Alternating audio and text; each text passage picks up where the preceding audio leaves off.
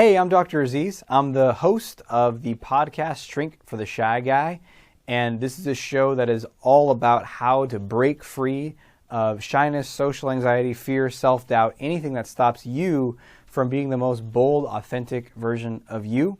And this is based upon, first and foremost, many years of my own life feeling stuck and afraid and full of social anxiety, and then step by step breaking through that and then going on to help thousands of people do that now over the years.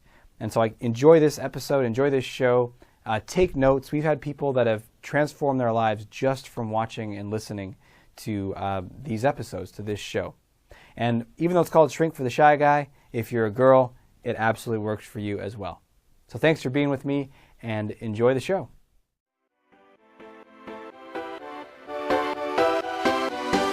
Coming to you from the Center for Social Confidence in Portland, Oregon.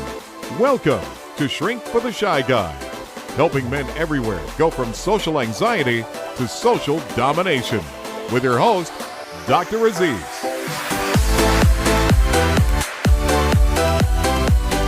Hey, welcome to today's episode of the show. Today is all about love and relationships. And in fact, it's going to be the 3 keys to confidence in this area of your life. So if you don't feel confident in your love life, definitely listen to this episode. And we can feel insecure or unsure of ourselves or doubting or anxious about this area of our lives for many different reasons. And we're going to dive into the 3 most powerful things that you can do starting right now to have a lot more confidence in this area. Whether you're single and you want to meet someone, or maybe you're already in a relationship or already dating, but you don't feel as confident as you want to. Or maybe you're feeling discouraged or down, or, maybe this isn't the right person for me. Maybe I'll never find the right one. And any sort of doubt or insecurity there, all of that, we're going to clean up and help you get a lot more confidence in yourself in this area of dating and relationships. We're doing a little series around this month because it just started yesterday, actually, the early bird tickets for my upcoming live event in October of this year, October 20th through 22nd. It's called Unlimited Dating and Relationship Confidence. It's going to be happening October 20th through 22nd in Portland, Oregon. And the early bird tickets just went on sale yesterday. So you're definitely going to want to check that out. If you've been considering about coming to a live event, now is the time, because, pretty much any area of life doesn't get better unless we really address it and face it, but especially our love lives. Like, we just kind of wish and hope that it will get better, but it doesn't. And we might just say, well, I just got to find someone else or find the right person. And, partner selection and compatibility is important. It's huge. And if we have patterns of insecurity and fear and self-doubt and anxiety that hold us back, we're going to bring them. And so you meet the next person, we're going to do the same things as we did with the person before, whether it's pleasing them too much, not saying no, or maybe just not even starting the relationship because you're too scared to go talk to them. In any case, I highly recommend investing in the time to get out here. I know you got to fly out here if you're not local. You got to invest in the ticket, although they're half off during the early bird, so that's pretty sweet. I know it's a commitment. And when we're committed to something and we're willing to do what it takes, we transform quickly. So you can go to 30daystodatingmastery.com/event to get your early bird tickets. That's 30daystodatingmastery.com/event to get your ticket. You can also go to socialconfidencecenter.com, which is my website, socialconfidencecenter.com, and there's an events tab on that page at the top there. So just click on events, you'll see that event, click on it, and you can get access to the early bird. And I'm not sure the exact room size on this one. The last one sold out, though. The room was totally full, and we probably had about, I think it was like 38 or 40 participants at the last one, something like that. So we'll see what this one is, but something similar. So if you're on the fence and considering it, now is the time to do it, because you get the, you'll be sure you get a spot, and you'll also get the ticket for half off for the early bird special. So let's talk about you and how to have confidence in love and relationships. Here's the first one. First key tip. having a compelling future vision. This one is so important because most people, unfortunately, have some idea. I know I had this for many years, an idea in the back of our heads, which goes something like this. Relationships are not going to go well eventually for some reason. And check with yourself right now. See if you feel that somewhere, just a sense of that. So either maybe they, see what your story is. Here are some of the common ones. See if it resonates with you. One is maybe they start great and everyone's all in love, but then you fall out of love.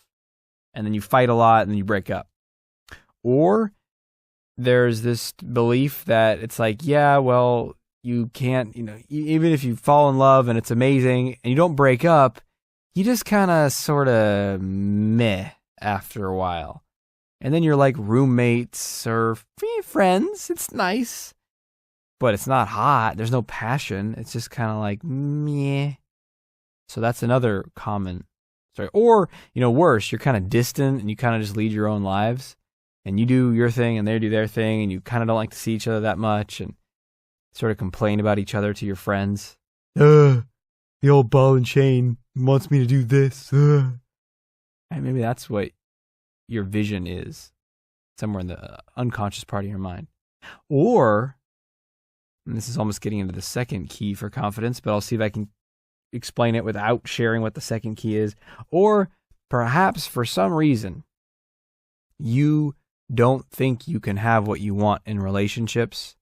Maybe you think it's possible for other people to have a lasting, fulfilling relationship, but not you. And so in your mind, you're going to end up settling. You kind of have it already written on the wall. Like, yeah, I'm going to settle. They're not going to be great, but that's what I can get. And, it probably won't be that fulfilling, but yeah, better than nobody.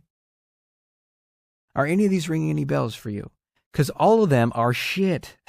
They're trash. We got to throw them out. It's garbage, isn't it? This is like depressing, it's limiting, and it is not true. You need to create a compelling future vision for your relationship, what you really, really want, what you're excited about. Forget for a minute about what's possible. What would juice you? What would excite you? What would compel you to move forward, to put yourself out there, to take risks, to open up your heart, to do what it takes to create a relationship? Because the truth is, it is scary. To put yourself out there, maybe that first moment of walking over to someone you don't know and starting a conversation that could reject you, maybe you think that's terrifying. But guess what's even scarier? After you've gone on that second date or your third date or whatever, just being 100% you, being yourself, and then let's say you start to fall in love with them. Let's say you really, really, really like them, and then all of a sudden one day you're at home by yourself and you're like, holy shit, I love them. Oh my God, it's too soon to say that. I can't say that. That's crazy. That's bad. I better keep that to myself. But you know it, right? You know what I'm talking about. There's like this excitement, this joy, this energy. Did they text me back? Did they text me back? You're kind of freaking out and checking your phone 85 times a day. But you don't show them that, of course, because that makes you look insane. So keep it together, keep it cool. But inside you're wondering, you're excited. It's all this energy. Guess what? Then it gets even scarier because now you got something on the line. You got some skin in the game, and if they all of a sudden after the fourth or fifth date are like, nah, I'm just not, I just don't feel that way about you, or it's okay, but I'm not that into you. You know that it's going to fucking hurt. And same if you go even deeper and you both fall in love, there's a part of you that's like really excited about it. Another part of you is like, oh my gosh, I can get hurt so bad. Especially if you have past experiences of getting hurt, having someone end a relationship with you or worse, cheat on you. So that's why we need to create a compelling future vision that's going to help us get through all this scary stuff. Because yes, it's scary, but man, it's worth it. And life can be magnified 1,000-fold by having an incredible relationship. In fact, let me show that to you. When something amazing happens in your life, something in your career, you have a breakthrough, you have an awesome experience, or maybe you just go do something really fun. And what's one of the first things you want to do? You got the news, like you got the promotion or you got the job. What's one of the first things you want to do? That's right. You want to pick up the phone and tell someone. You want to text some people. It's a relationship. It magnifies the experience. It grows it in your life. So there's great value. There's great meaning. There's great fulfillment in it. But we need to have a compelling future vision of what it is. So let me ask you this. What would you ultimately want? If you could have any kind of relationship that you wanted. And forget about if it's possible or if you deserve it or any of that BS. Say, what would be amazing to experience? Think about that for a minute. For me, it was, I want to be with someone who like not only meets me, but exceeds me. Because, I like to think a lot of stuff and read ideas and share. And I remember I would date women and some of them would just couldn't talk about me with psychology or any of the stuff I was learning at all. And that wasn't a very good fit long term. But some women could kind of, oh yeah, that's an interesting idea. Oh, thanks for sharing it. And they could kind of follow. But I wanted someone who could hear what I was saying and be like, oh yeah, that reminds me of this other idea. Or, oh, I read this in the book. So I wanted someone who was really smart and had to be a lifelong learner. I wanted her to be just absolutely beautiful to me, gorgeous on the inside and on the outside. I wanted her to have the body type that I liked, the appearance that I liked, someone that I was really physically turned on by. I also wanted her to be very loving, nurturing, and sweet. Because I remember I dated a few women who were, physically externally beautiful, but man, they were kind of cold and mean and critical. I was like, bleh, I don't want that. So I got a clear vision of really who I wanted in a lot of ways. And then it was like, well, I want a relationship where we're excited to be with each other, where we just cannot get enough conversation in with each other. There's not enough time in the day to keep talking with each other because we just want to share and listen and be with each other. And I love the way that this person sees the world so that I'll keep wanting to hear about what they do and what they've experienced and how they see things. And then I want there to be passion where I feel sexually aroused and turned on and excited to be with that person, to make love with her, to spend time with her, to touch her and be touched. I want all of that. And I don't want it to go away. I don't want it to end. Now, for me, when I was creating this vision, and maybe you're creating a similar vision for yourself as you're listening to this, when I was creating it, it was all sounding well and good until I got to that last part. And then I started to feel, a mixture of scared and kind of discouraged. Because in my mind, it was yeah, you can have all that in the beginning. But then, hey man, then reality sets in. If you're with someone for a long time, you just lose interest in them sexually. It's just how it is. Yeah, people just kind of fall out of love. And I remember I had that even when I met Candace, who's now my wife, who will be teaching some at the event with me and the dating and relationship event, because she's got tons of great insight around this from her. She's decades of personal growth experience, and she led her own workshops for many years. It's an amazing woman. So you get a chance to meet her at the live event. If you take advantage of the early bird, go ahead and do that now. Nudge, nudge. Anyway, so I remember we had a conversation pretty early on, and because we started dating, and I was head over. I fell in love with her even before we started dating. I remember having my first extended conversation. I knew her for a couple of months, but I didn't actually have a one-on-one conversation with her. We had one shorter one, about a 30-minute, 20 minutes, and it was nice. And then we had this car ride back from somewhere. It was a big group of people, and I was next to her. And we talked 2 hours went by like that. And I remember I came home, and I was living with a couple of roommates at the time, and one of the women I lived with was there in the kitchen. I came home. She's like, oh, how was your trip? And I was like, it was awesome. I'm in love. And she knew my, relationship woes and struggles at that time. And she was like, yay. And I said, but she's married. And then she's like, oh. And so that's a whole nother story. Probably have to come to the event to hear that one.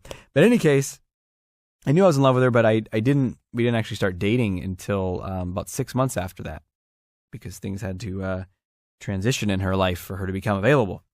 Anyway, she did become available, and we started dating. And I remember pretty early on, maybe even a month into things, I was like, this is great, and I'm scared. And we talked about it. I was like, what are you scared of? I was like, basically that love is going to end. It fades. That's just how it works. That's how I've seen in so many different relationships. And she had a great alternative perspective. She's like, Aziz, in my experience and what I've seen, I think love deepens. And I think that you can be endlessly fascinated with another person. And she said a lot of other really good stuff, and it stuck. And I said, wow, maybe that's possible. And you know what? It has been. We've been together for, 7 years now? 6 or 7 years? I don't know. Long time. And I also found models of relationships. I looked to other people and found at least 2 other couples that I could learn from. I could be like, wow, what do they got? Because they seem to experience that love, passion. They were connected. They had great communication. And you know what I found was a pattern in those couples was that both people were into learning and growth and personal development. So, interesting, something to see there. Anyway, so what's your compelling future vision? That's super important key to have confidence in love and relationships, to see what you really want and get excited about it. We're going to take a quick break right now. When we come back, we're going to talk about the remaining 2 keys for confidence in love and relationships. Stay tuned. Have you been considering reaching out to Dr. Aziz about private one-on-one coaching? Listen to what one recent client had to say about his experience of coaching. Before I met Dr. Aziz, I thought there was something wrong with me. I was constantly comparing myself to people who were more confident or successful than I was. I had done that for so long, I didn't even know I could change it. Dr. Aziz helped me see, and very quickly, I might add, that I choose my own value. So many things in my life started changing then. I looked people in the eye, I smiled at women as they walked past me, and at work, I started talking with people in a completely casual way. Those gains themselves are worth more than anything to me. But to put the icing on the cake, just 2 weeks ago, I was offered a promotion at work. This was directly related to my newfound confidence and leadership. Thank you, Dr. Aziz. Go to socialconfidencecenter.com/coaching to find out more about how confidence coaching can accelerate your progress and help you transform your life. Hey, welcome back. So the second key, and this one is extremely important and often overlooked, is core self-worth, also known as self-love. Now, that might sound kind of vague or kind of, cliched or something. But man, here's the thing. The amount of love that you let in, that you can experience from others, from a romantic partner, is not controlled by how much they're giving you. It's controlled by how much you let in. So someone could be like, gushing love. I love you. You're so handsome. You're so beautiful. I love you. And you can feel nothing inside because you're closing it down. You're blocking it off. Or you can be totally open and receive it and feel warm in your heart and be like, thank you. Wow. Awesome. Thank you so much. And receive the gift of love. And what controls that is your own level of love, your level of worthiness around love, your deservingness of love, and how much you love yourself. Because if you perceive yourself as unlovable for a variety of reasons, then you're not going to let it in. And we need to heal this wound. In fact, that's really when I do extended work with people in the mastermind program and other stuff. That's a huge chunk of what we're doing for like a year, is healing up all this stuff that tells us that we're not worthy, because there's 1,000,001 reasons why we think we're not good enough, not attractive enough, not smart enough, not intelligent enough, and therefore we're not worthy of love. And so, if we're not worthy of love, then, there's just so many things that come from that. We don't even go talk to that person that we're attracted to. Because why would I go talk to them if they're, because look at me. What do I got? Or we do go talk to them, but we're all nervous because we're like, they're so much better than me. I'm just this, and they're, right? Or we work up the courage, we play it cool, we talk to them, we get a number, we go on a date, and then we're just like, they're going to find out who I really am. Right?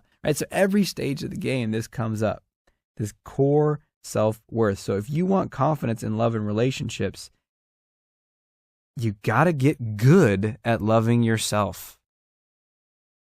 So, this is something that is so important. That's why we have multiple podcasts on it. It's a key theme in all my books and videos and teachings and programs, is you have to learn this. This is a skill. This is a skill of self-love. And, the biggest obstacle is not knowing how to do it. The biggest obstacle is this strange resistance that we have to doing it. Isn't that crazy? Like right now, in this very second, as you're listening to me and you hear me saying like, hey, if you want to have an amazing relationship, you got to learn how to love yourself better. Like in this, maybe you're like, yeah, okay, I want to. Or what I've often found with a lot of people is kind of like, yeah, isn't there another key tip? Why do we have to do this one? And there's all this resistance to loving ourselves. Why? Why do we want to? I don't deserve it yet. I got to be better. If I start, this is a big one. If I start loving myself right now as I am, then how am I going to be motivated to succeed? And that's the most just twisted jumble of logic ever. Let me unravel that for you. So if you think I'm going to love myself now and I'm not going to be motivated to succeed and be better, well, the question is that true, really? Does not loving yourself actually motivate you? And you might say, yes, it does. Well, really examine that, because it might actually be draining a lot of energy. And you know what? Loving yourself might actually be a much better source of energy and might drive you a whole lot more. That's a big one to consider. But even let's just say you're like, yeah, no, I'm going to remove love for myself, therefore I'm going to be successful. Okay, what? So then you've gotten successful. You got that money. You got that job. You got that status. You got that car. You got that body. You got that new learning or intellectual knowledge. You've done that new experience, whatever it is you're pushing yourself to do by not loving yourself. You've gotten better in all those ways. Now what? Oh, well, now I'll be worthy of love, and then I can receive love. And so you got to push it way out into the future just so you can get what it is that you really want right now. Isn't that insane? And yet we're doing this, and we're doing this because it's on autopilot. Because somewhere we learned that our lovability is conditional. You usually learn that from family, school, mostly family. Your love is conditional. If you're this way, then I love you. And so we're like, well, how can I go into a relationship right now, which is, as an adult, sort of one of our primary sources of love. Maybe you still have it from your parents, but it's not the same as when you were a kid, right? Now you want love. You want love from a partner. You want to give and receive love with a romantic partner. And so we're like, yeah, but how can I do that? Love is conditional. I got to be awesome in all these ways. And if there's one thing I want to share about that is like, no, you don't. No, you don't. The biggest obstacle to you not having the love that you want in your life is not that you don't have big enough biceps or skinny enough legs or enough money in your bank account. That is a story. In fact, that's a story that keeps you from putting yourself out there to protect you from rejection. And the truth is that you are lovable right now. And that if you were to put yourself out there boldly, freely, authentically, consistently, then you would find that out. You would have lots of people that are interested in you. And it would be irrelevant. The thing that you're telling yourself is why you can't have love is irrelevant. When you have the courage and the boldness and the willingness and the heart to put yourself out there. So that's the second key to confidence, is to really work on loving yourself. And look, dude, if you want to know how to do that, go back and listen to previous episodes. I have some interviews with a guy named Kamal Ravikant, all about self-love, any episode that's about self-compassion. You can check out the Confidence Code. And the whole first half of my program, the Confidence Code, is about self-esteem and how to talk to ourselves and like systematically tools on how to love yourself. There's so many different ways to do it. There's books on it. You can check out Gay Hendricks. He's got a great book called Learning to Love Yourself. You can check out Radical Acceptance by Tara Brach, which is all about how to accept yourself unconditionally. I could go on and on here. If you're really interested, you will find a way. Google or Amazon or Audible. I mean, these things are accessible instantly. So when we say, I don't know how, that means we're not ready, we're not willing. So if you're willing, I encourage you to take action on that. We're going to take a quick break, and we'll be right back right after this. Have you heard about optimal self-coaching? It's what Aziz teaches all of his private and group coaching clients. It helps you completely transform the way you talk to yourself in your own mind, so you can instantly start feeling more confident, be more comfortable around others, and guide yourself to greater levels of career and relationship success. To learn exactly how to transform your inner coach, go to yourconfidencecode.com to get your copy today. Hey, welcome back. So, the third key to confidence in love and relationships is to be less nice. Ooh, what does he mean? Less nice and more you. Because one of the major pitfalls in love and relationships, any sort of social connection, but especially romantically, is we go into pleasing mode. We go in thinking, because I'm not good enough, because I'm not worthy, I got to do whatever I need to do my song and dance and get you to like me. I got to impress you. I got to make you impressed by me or intrigued by me or attracted by me. And so we read books about it. We read pickup artist stuff about it. We read how to tell stories that make us look good. We do whatever, 1,000,001 things. Make sure our hair is just right in the mirror to be just right. To please that other person, to get them to like us, to make sure that they're impressed. But there's this funny paradox in life where the harder we're trying to get something, the more desperation we ooze. And the more desperate we become, actually, even if we don't start that way. And if you're trying to impress someone intentionally, you almost certainly will not. It will most certainly backfire. And when you're trying to get someone to like you, similarly, will most certainly backfire. And it will backfire in several ways. Either most often, they'll just energetically feel it and be repelled. They can feel like you want something from them. You're trying to control them in a way, right? You're trying to control their perception of you. And they feel that, and they don't like it. Psychically, it feels uncomfortable. Or another way that it backfires is, you know what? Maybe you pull it off. Maybe they don't feel that kind of trying to get something out of them, or it's subtle, or maybe they're like just as desperate as well. And so you get in, right? And you're like, it worked. I impressed them, or now they like me. But guess what? You were not being you. In order to do that, you were either pretending to be a certain way, or playing up certain things, or usually hiding different qualities about yourself. And so you do that little song and dance, and now you're kind of trapped. I know this one really well because I did this for a long time. Then you are stuck because you're like, well, I have to maintain this performance. I have to keep being this way. So the way out of this trap is to be less nice and more you. And that is such a huge topic that I'm actually writing an entire book on it. In fact, that book is almost done. And in just a couple of weeks here, we're going to start a 3-episode series leading up to the launch of the book, where I'm going to share the best secrets from that book. It's called Not Nice, and it's coming out in the end of September. So I'm going to be sharing the secrets from the book, the core teachings, all for free, all here on the podcast. And then at the end of September, I believe it's September 27th, 29th, something like that, we'll be having a launch day. You'll be able to get a copy for 99 cents on Kindle, and that book is a beast. It is huge, it is extremely thorough, and it is the exact path out of niceness and people-pleasing and approval-seeking and conflict avoidance and guilt and trying to get everyone to like you into being a way more bold, powerful, authentic version of you. So to really get a handle on that, I'm going to encourage you to check out that book. But for now, here are the key things you want to do. You want to practice saying what's true instead of what you think the other person wants to hear. That means being less worried about how is this going to be taken? Are they going to like this? And just saying what's true for you. What do you think? What do you feel? What is your experience? Sharing that. Asking the questions that you want to ask. Asking for what you want. Saying no to what you don't want to do. Hey, do you want to go on a bike ride for our date? Not a real fan of bike riding. Want to go for a walk? But wait a minute, what if they like bike riding? And then I said that, and now I ruined my chances with them. Well, look, if you're being you and you don't like to ride bikes, how? And they're an avid bicyclist,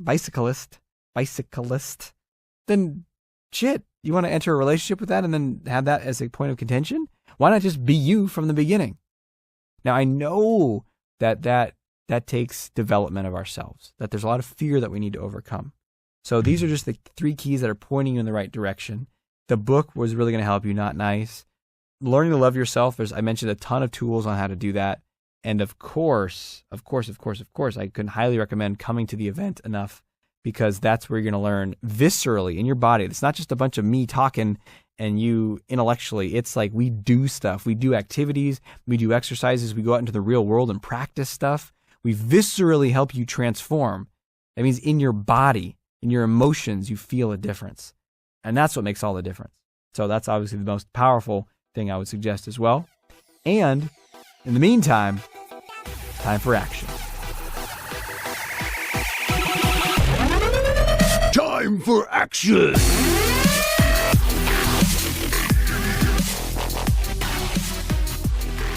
Your action step for today is it's going to be a choose your own adventure. Ready? Option A, really sit down and come up with a compelling future vision for your relationship and write it out. On paper or in a note file or something, actually write or type it out. It's extremely powerful. You've never done that? It's worth it. Everything you want in a relationship, in a partner, and not only what are they like, but what are you like in the relationship? What do you do together? What is your experience like? How is the love? How is the passion? What kind of activities do you do together? Get like a totally clear vision of exactly what you want in your relationship. That's option A. Option B is to follow up with one of those self-love resources that I mentioned and really make a practice this week of self-love. And it can be as simple as like just setting the intention right now of like, hey, I'm going to go easy on myself. That means when I notice I'm going to attack myself, I interrupt it and I treat myself with love and compassion and kindness. That would be the second. That's option B. And option C is to pick one way to be less nice and more you. Maybe you say no this week when you want to say no. Maybe you ask for something that you want. Maybe you speak up for yourself when you normally would be quiet. So picking one place to be less nice and more you is option C. Now, of course, you can do just one of those, option A, B, or C. If you're hardcore, extreme, overachiever, you can do all of the above. That's D. That choice is yours, and whatever you choose, I'm sure is perfect. It's been awesome to be with you today. Thank you so much for listening. Until we speak again, may you have the courage to be who you are and to know on a deep level that you're awesome. Talk to you soon. Thanks for listening to the episode. I hope you enjoyed it. I hope it benefited you in your life, and you can take what you learned and use it immediately to feel way more confident, free, to be you, to feel better about yourself, more empowered, more confident, and ultimately be able to give and receive more love. Because I think that's ultimately what we want in our lives. And if you've enjoyed this, definitely subscribe. You'll get future episodes as they come out. And if you want to go much deeper into the show, you can go to shrinkfortheshyguy.com, shrinkfortheshyguy.com. And I also recommend checking out my website, if you haven't already, socialconfidencecenter.com, socialconfidencecenter.com. Tons of free, amazing resources there, including my ebook, 5 Steps to Unleash Your Inner Confidence, which guides you step by step through the 5 steps that I use in my own life and with every client that I work with to help them radically shift their confidence, no matter how long you've been stuck in shyness, fear, social anxiety, self-doubt, any of that stuff. It's possible to break free, and I want to help and be on that journey with you as you do so. So thanks for being with me, and until we speak again, you're awesome.